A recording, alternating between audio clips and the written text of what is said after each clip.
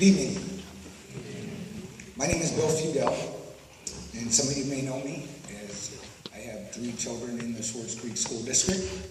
I'm also a youth football coach. I've done several other coaching. I feel a calling towards the young people in the community.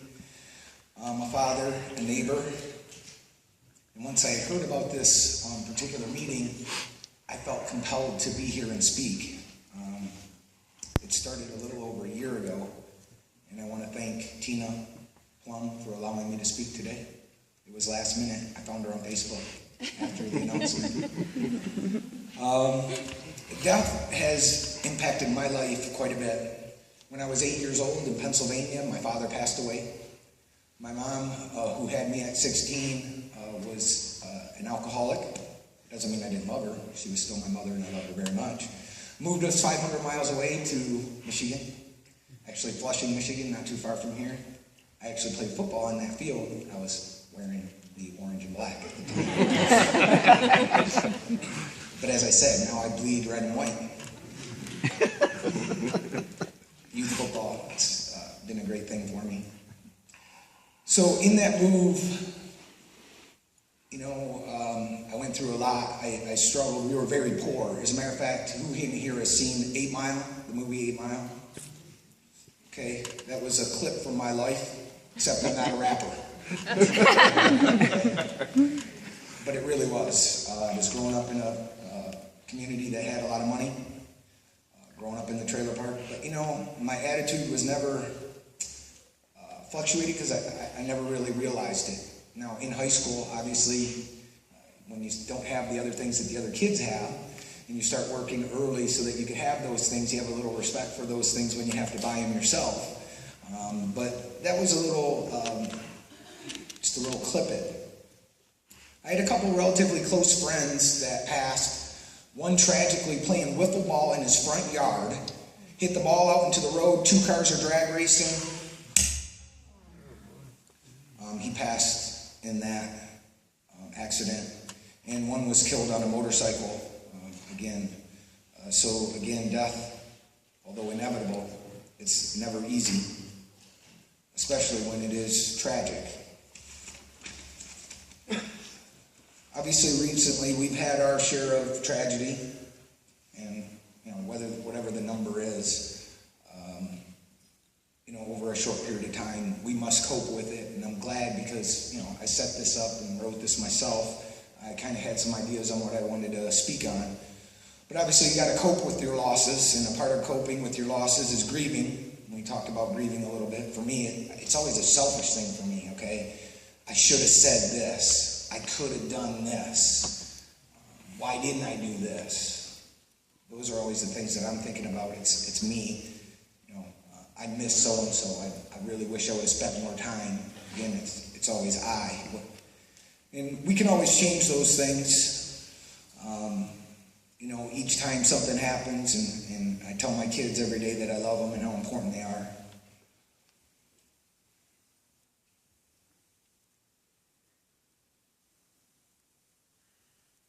I really never know, you never really know why. Why did these things happen? That's the other thing that comes up, right? You want to start questioning things. Why did this happen? And it was funny, one of my son's friends, who was a wrestler, took his own life. And the pastor at the funeral ended up saying, we'll never really know why. It was disturbing for me. It really was disturbing for me. I'm kind of a control person. I'm like, how can this be to not know why? And I came here tonight because as a father of 3, I can't really fathom the pain that the parents must have gone through or be going through.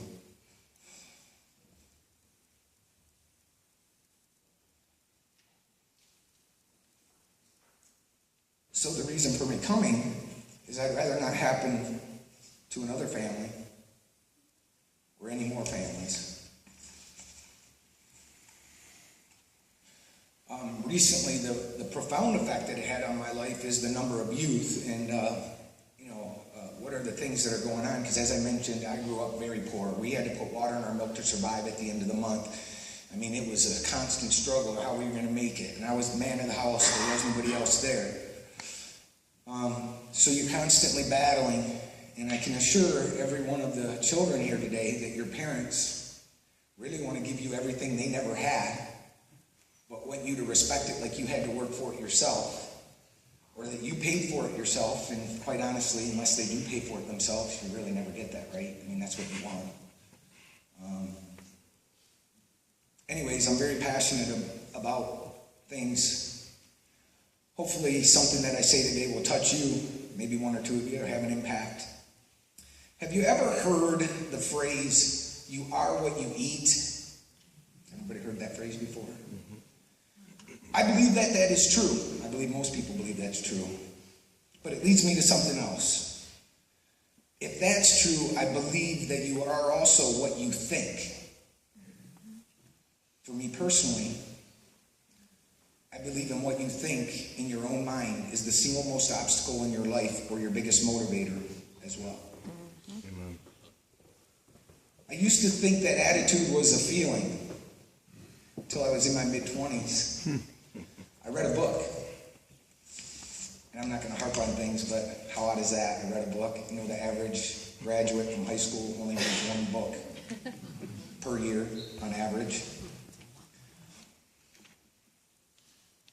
This is a feudalism. If you want to be great, read books. You see, to me, again, another feudalism. It's easy to be average. It's hard to be great. And there's a sense of entitlement right now.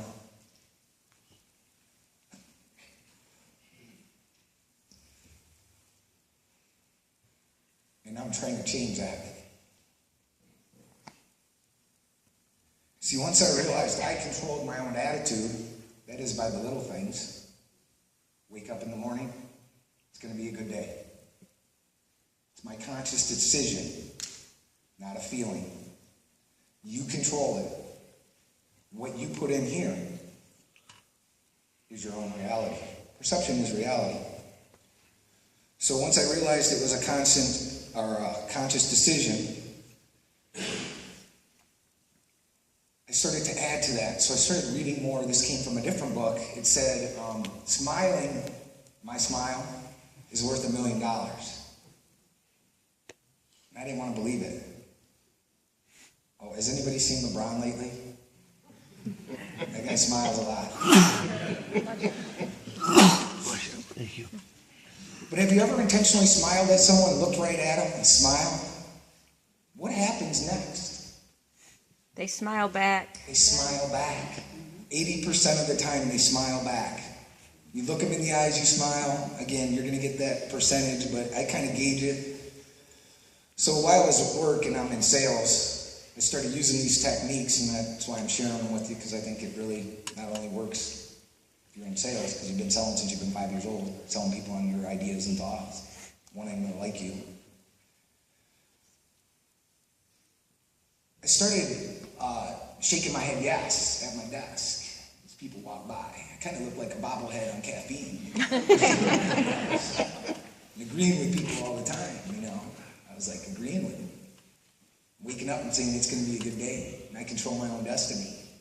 I started finding people that like it. They liked my attitude. They liked the way I did business. They trusted me. I dealt with integrity.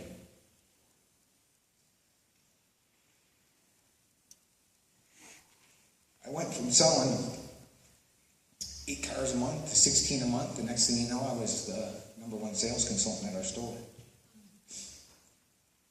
I did that just with attitude. So my point being, like what you eat, what you put in your mouth develops who you are, right? If you eat pasta every day, you're going to get bigger, right? You're going to be a bigger guy, whatever it is. But what can we do here? I stopped watching CNN, Fox News. I don't read the newspapers. I'm here to tell you. You read that stuff every day, that negative coming in nonstop, where are you going to be? You might think the world's going to end at any point in time. I stopped doing that. And it's true. It totally changed. started feeding this positive, whether it was, whoever it is for you, maybe it's, a motivational speaker that you can listen to in your car. I started reading books about positivity, how the mind works, how I could win this thing over in my own. Staying away from negatives. Obviously, you're going to have Facebook and Instagram, but I was surprised recently. My kid posted a picture on Instagram. I watch all that stuff, and now they can rate it, you know what I mean? Rate the picture. I think there's a lot of negative connotations there. You're going to use it. They're going to be out there. You can't eliminate it. But take it with a grain of salt. Maybe spend a little less time there and a little more time on something positive. I was even thinking, so my kid's going through puberty and they got a pimple, and so everybody's talking about it. Oh no, there's an app that actually takes care of that now. So you can get an app and you can look perfect.